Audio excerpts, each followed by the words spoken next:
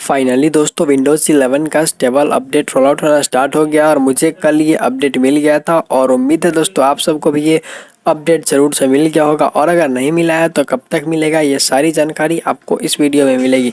Video शुरू करने से पहले मैं आपको बताना चाहता हूँ, अगर आप मेरे चैनल पर नए हैं तो इस वीडियो को लाइक और चैनल को सब्सक्राइब जरूर कीजिएगा। दोस्तों ऐसे ही इन्फॉर्मेटिव वीडियोज़ मैं आपके लिए लाते रहता हूँ।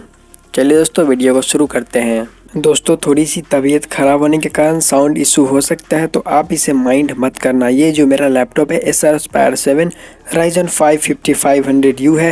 एंड दोस्तों अगर आपको इससे रिगार्डिंग कोई भी वीडियोस देखना हो तो मेरे चैनल को सब्सक्राइब जरूर से कीजिएगा और चैनल पे विजिट जरूर से कीजिएगा। चलिए अब बात करते हैं विंडोज़ 11 अपडेट के बारे में। सबसे पहले दोस्तों मैं आपको अपना सेटिंग्स को ऑन करके दिखाता हूं कि किस विंडोज़ पे मेरा जो ये लैपटॉप है रन कर रहा है। वैसे लेआउट देख करके आपको समझ में आ गया होगा कि ये विंडोज़ 11 है। फिर भी मैं आपको अपना अबाउट सेक्शन ओपन करके दिखाता हूं। दोस्तों अब मैं अपना अबाउट सेक्शन को ओपन करता हूं और आपको दिखाता हूं कि कौन सा वर्जन विंडोज़ का मेरे लैपटॉप में इंस्टॉल्ड है। तो आप यहां पे देख सकते हैं दोस्तों विंडोज़ 11 होम सिंगल लैंग्वेज वाला जो वर्जन है मेरे लैपटॉप में इंस्टॉल्ड है। और आपको ये कब तक मिल सकता है ये भी मैं आपको बता देता हूं। दोस्तों आप इसका वेट करिए, बहुत सारे लैपटॉप में इसका अपडेट देखने को मिल चुका है और बहुत ऐसे हैं जिनमें रोल आउट होना स्टार्ट होना बाकी है।